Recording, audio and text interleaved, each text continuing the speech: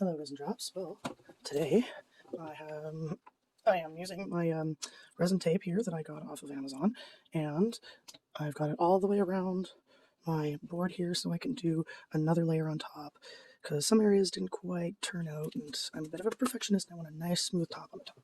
And I also want to do more on the bottom, so that's why I've got some sticking up at the top and some sticking up at the bottom, so when this side's finished, I just flip it and do the other side.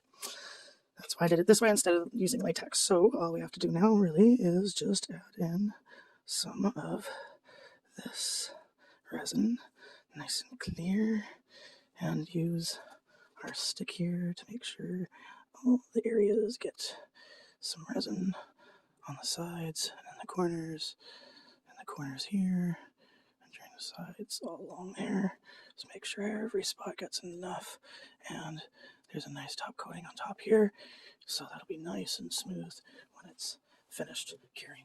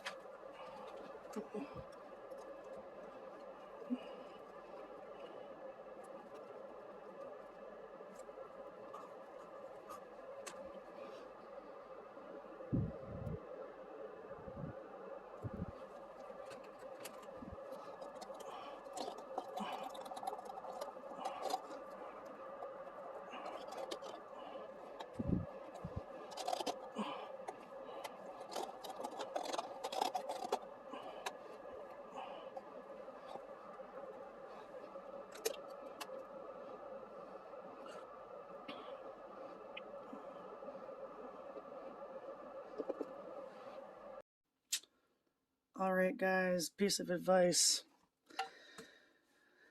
You used tape and it made yourself a lip, and you need to pour one last layer on here, and you're thinking, oh, it's got a lip all the way around, I don't need to latex the back of it. Latex the back of it. If you don't think you need to, do it anyways. I am now having to pour a third bottom on this because I didn't latex. So guess what I'm going to do? We're going to latex the front so it doesn't happen again.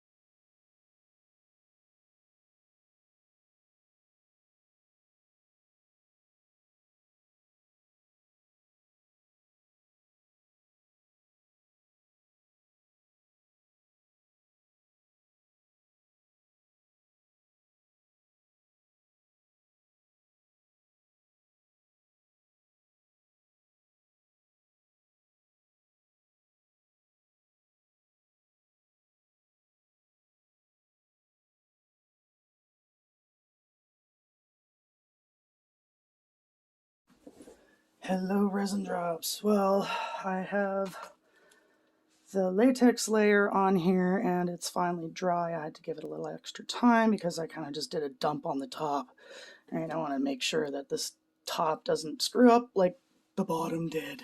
Again, always, always, always use your latex.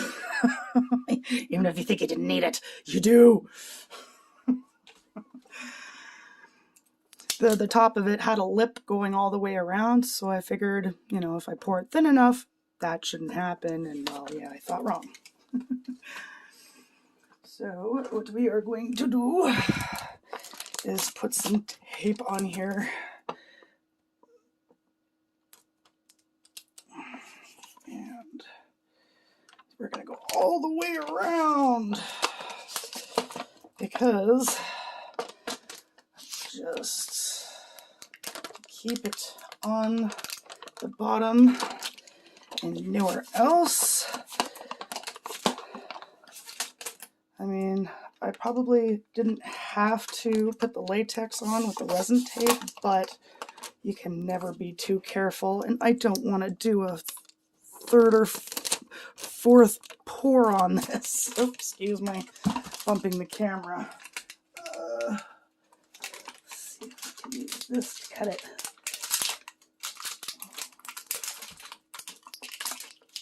Nope. Where'd those scissors go? Of course I would put them somewhere else out of my reach, wouldn't I? Alright. Oh, look at this. There we go. Okay, yep. There we are. And make sure that there's nothing on the back here that we don't want. And all I have to do now is just do a pour. I might actually use this resin tape to kind of hold it up, like so. I made sure to give the top the 5 days that it needed to harden properly, so that when I flip it onto something like that, it's not going to imprint like it did the cups. So I just put it like so, and then I'll have to do a pour on top of it. Hello, resin drops. Well, it is time to fix my screw up. Again, the greatest piece of advice I can get you is invest in this stuff and always, always use it. But I won't do it again. So, just putting on a clear layer here because there's plenty of color already on the back of it.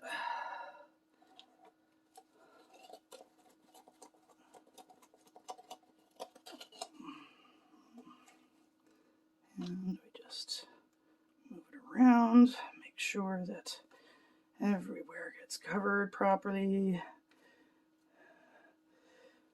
Just like so.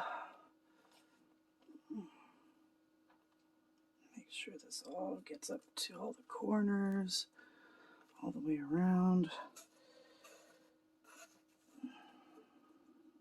Just like that. And just try to make sure we get every last little drop out of there. No resin gets wasted.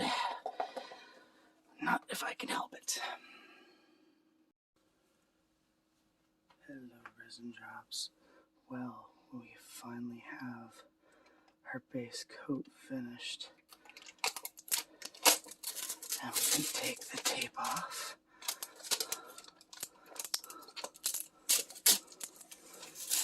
This will just need a little sanding around the edges, and it will be finished.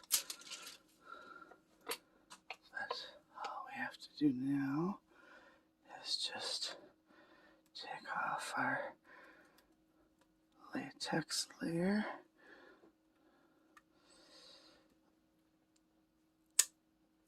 Oh, there we go.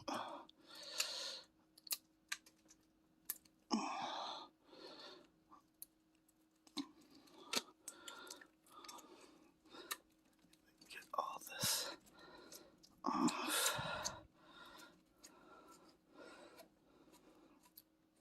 There we go.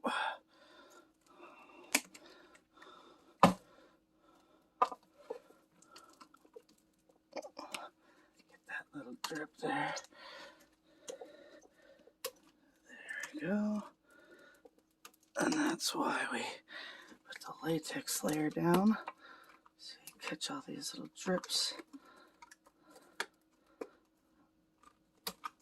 Just like so. And you just add a little bit of pressure to it, and they snap off very easily. And here is our shaker board, finally finished. And plenty of glitter to shake around. Oops. Very spooky Ouija board that is ready to go to somebody's home.